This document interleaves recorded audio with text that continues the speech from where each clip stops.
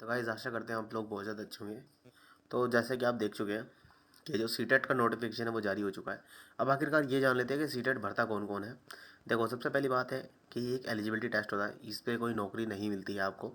आप जब इस एलिजिबिलिटी टेस्ट को पास कर लोगे, फिर आप जब नौकरी का फॉर्म भरोगे, उसके बाद आपको जो नौकरी है वो प्रोवाइड होगी। तो बेसिकली ये किन के लिए होता है? एक तो उनके लिए होता है जो 10 12 मतलब सॉरी 12th के बाद में कुछ नर्सरी वगैरह के टीचिंग के कोर्स करते हैं, और इन फ्यूचर गैस टीचर वगैरह में उनके जो नर्सरी के पेपर हैं वो निकल के आते हैं, उनके लिए होता है। या फिर अगर आपने बीएड की हुई है तो बीएड वालों के लिए होता है। तीसरा, अगर आपने डीएलएड या डिप्लोमा किया हुआ है एजुकेशन फील्ड में, बीएलएड की हुई है, तो भी आप इससे फिल कर सकते हैं। अब बेसिकली जान लेते हैं। देखिए, स्टार्ट कब हुआ है। स्टार्ट आप देख सकते हैं 7/3/2024 को ये हो चुका है। अब इसकी लास्ट डेट क्या होने वाली है भाई? देखो, 2/4/2024 से पहले जिसको भी भरना है वो भर ले। क्यों कि इसमें सबसे बड़ी प्रॉब्लम क्या आती है कि आपको सेंटर्स की थोड़ी प्रॉब्लम आ जाती है, कभी कभी सेंटर फुल हो जाते हैं। वहीं हम लेके चलें पेमेंट की भी। बहुत से लोगों में पेमेंट रहती है कि 1 2 दिन बाद का डेट मिल जाएगी। नहीं, आपको 2/4/2024 में लास्ट चीज़ की डेट आपकी हो जाएगी। एग्ज़ाम डेट की बात करें तो 7 जुलाई 2024 को इसका जो एग्ज़ाम है वो होगा। और अगर आप सिंगल पेपर भरते हैं और अगर आप बोथ पेपर भरते हैं तो इनमें बेसिक नीड इस साल आपको जानना बहुत ज़्यादा ज़रूरी है कि कौन सिंगल पेपर भरेगा और कौन दोनों पेपर भरेगा। पहली चीज़, सिंगल पेपर। देखिए, सिंगल पेपर भरेगा यदि किसी ने केवल बीएड की हुई है तो वो केवल सिंगल पेपर भरेगा। अगर किसी ने केवल बीएलएड, डीएलएड, बीएड इनमें से कोई भी एक चीज़ की हुई है तो वो क्या सिंगल पेपर के लिए अप्लाई करने वाला है।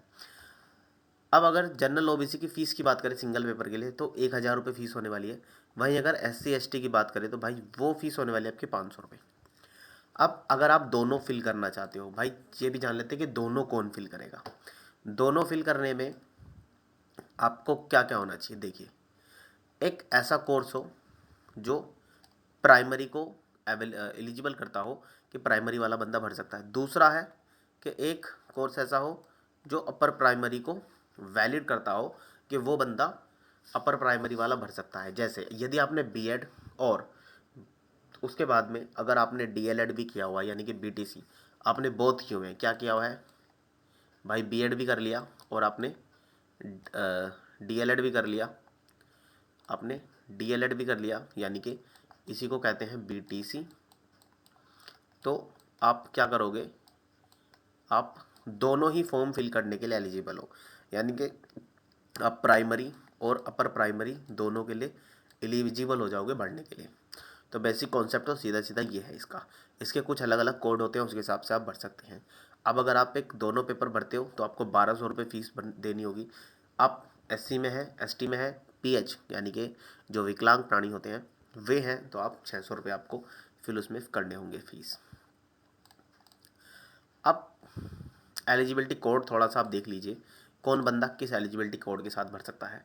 देखिए, ये जो पहले वाला है, ये जो हम कोड देख रहे हैं ना, एक्चुअली में ये वाला जो कोड है हमारा 1st to 5th के लिए है, यानी कि ये हमारा प्राइमरी के लिए है। अब प्राइमरी में क्या होगा, कंडीशन आप जान सकते हैं। Senior secondary with at least 15% marks, यानी कि अगर आपने 12th 50% मार्क्स और पास्ट एंड पास्ट और अपेयरिंग, यदि आपने पास या अपेयरिंग की हुई है final 2 year diploma in elementary education, तो आप पहले वाली फील करोगे। यानी कि अगर आपने 12th की हुई है और 50% मार्क्स के साथ में आपने डिप्लोमा किया हुआ है। अब डिप्लोमा में भी आप कंफ्यूज ज़्यादा मत होइए, अगर आपने डीएलएड की हुई है 2 साल वाली तो वो भी डिप्लोमा ही होता है।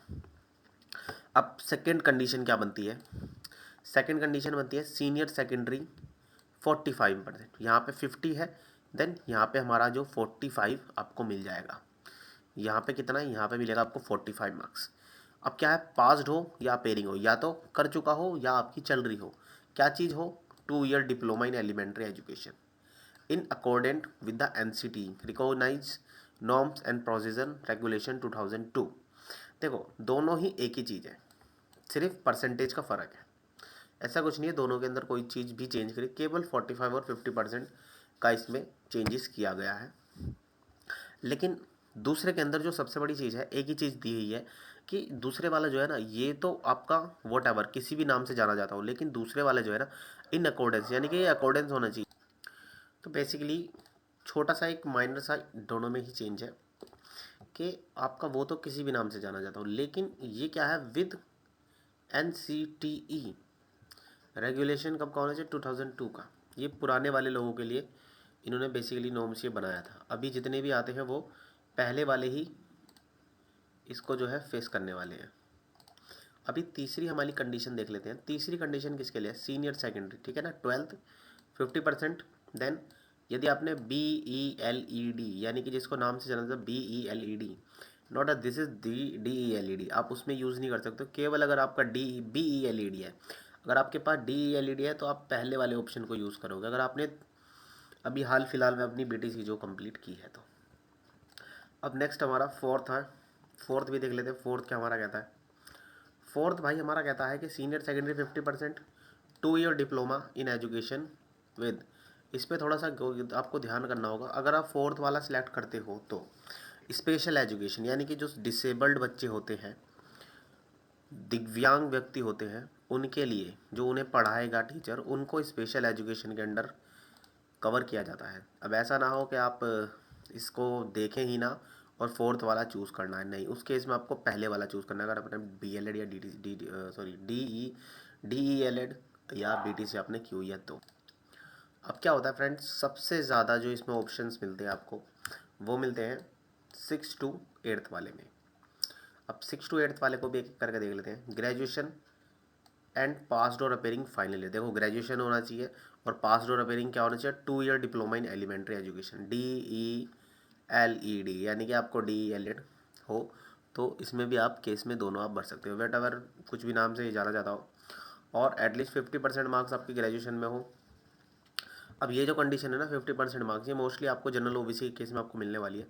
और या फिर और अगर आपके इसमें 50% मार्क्स ग्रेजुएशन में नहीं है तो आपके पास पोस्ट ग्रेजुएशन होनी चाहिए और पास्ट और अपेयरिंग होनी चाहिए। आप बी यानी कि पास्ड हो गए हो या आपकी चल रही हो B.Ed, ठीक है ना। अगर आप जनरल OBC कैटेगरी में हो, आपके ग्रेजुएशन में 50% मार्क्स नहीं थे, लेकिन आपने उसके बाद पोस्ट ग्रेजुएशन किया तो आपके उसमें 50% मार्क्स बन चुके हैं, तो आप सेकंड वाला ऑप्शन जो है चूज़ करेंगे। अब आता है हमारा थर्ड वाला option, graduation with at least 45% marks. अब ये केस बनता है भाई OBC के लिए, ठीक है ना। ये किसके लिए केस बनेगा, ये केस बनेगा भाई सीधा सीधा 45% मार्क्स है, 5% का जो मार्क्स का छूट होती है वो प्राप्त गई छूट दी गई जाती है B.Ed वालों के लिए। तो ये 45% आपको उसके लिए ग्रेजुएशन में होना चाहिए और B.Ed आपका होना चाहिए, और वही NCT से ये रिकॉग्नाइज होना चाहिए। Regulation issue to time to time वो चेंज होते रहते हैं, उसके हिसाब से आप बाद में देख सकते हैं। ये फिलहाल अभी कोई हाल फिलहाल में चेंज नहीं हुआ है, तो जो चल रहा है वही रहेगा। अब नेक्स्ट चलते हैं हमारे फोर्थ वाले के ऊपर। फोर्थ वाले में भाई senior secondary 50% marks and passed और अपेयरिंग क्या हो, 4 year bachelor in elementary education, यानी 12th हो, 12th में 50% मार्क्स हो और आपने BLED या तो पास कर ली हो या आपकी चल रही हो। सीनियर सेकेंडरी और it's equivalent with at least 50% marks and passed और appearing in 4 year BA BSc B.Ed, और इनमें से आप देख सकते हैं BA BSc 4 ईयर, लेकिन याद रखिएगा 4 ईयर।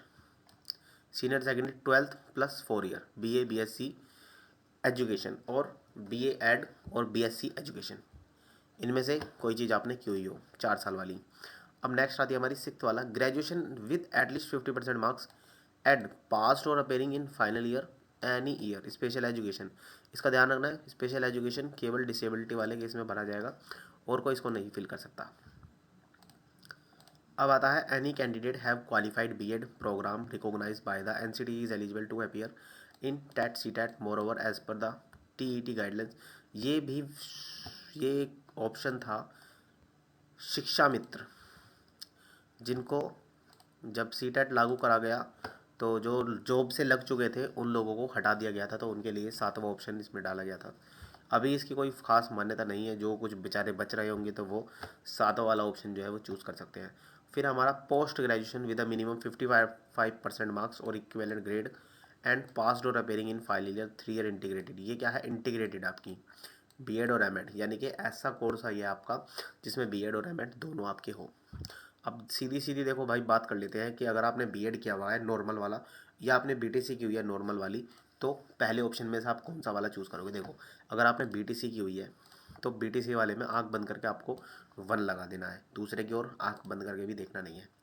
अब आते हैं हम अपने दूसरे वाले की ओर। अभी दूसरे वाले में देख लेते हैं हम ये है हमारा क्लास 6 to 8 वाला बंदा अगर बीएड की हुई है, देखो मोस्टली ये दो बंदे ही बढ़ते हैं, या तो बीएड वाला भरेगा या फिर बी आपका जो बीटीसी वाला है वो भरेगा। तो बीएड वाला कौन सा भरेगा, देखो बीएड वाला बंदा भरेगा सेकंड वाला ऑप्शन। सेकंड वाला ऑप्शन थोड़ा सा उनको अटपटा, लेकिन मेरे को बिल्कुल सीधा सीधा लगता है। देखो 50% मार्क्स ग्रेजुएशन और इन पोस्ट ग्रेजुएशन एंड पास्ट और appearing in final year education. सीधा सीधा दूसरा आपको भरना है और पहले में पहला भरना है। पहला और दूसरा आपको याद रखना है। अगर आपने बीटीसी की हुई है, डीएलएड की हुई है, उस केस में फर्स्ट वाले में प्राइमरी में आपको पहले वाला ऑप्शन चूज़ करना है, और अगर आपने बीएड की हुई है तो आपको सेकंड वाला ऑप्शन चूज़ करना है। तो फॉर्म्स ऑनलाइन हो चुके हैं। जिस भी बंदे को फॉर्म फिल करना है वो वेबसाइट पे जाके अपना फॉर्म फिल कर सकता है। डिस्क्रिप्शन में हम उसको जो है लिंक प्रोवाइड कराने वाले हैं, वहाँ से आप जाके सीधा सीधा लिंक से अपना फॉर्म फिल कर सकते हैं। फॉर्म फिल करने में आपको किन किन चीज़ों की ज़रूरत पड़ेगी, देखो कोई खास ज़रूरत नहीं पड़ेगी। 10th की मार्कशीट, नाम वगैरह डालने के लिए एक आपके पास डॉक्यूमेंट होना चाहिए, वैलिड आइडेंटिटी प्रूफ होना चाहिए, जो कि आधार कार्ड छोड़ के, अदरवाइज़ वोटर आईडी कुछ भी आप यूज़ कर सकते हो, बैंक की पासबुक भी आप यूज़ कर सकते हो। अब तीसरी चीज़ आपके पास अपनी बीएड अगर आपकी हो चुकी है तो वो आपके पास होनी चाहिए।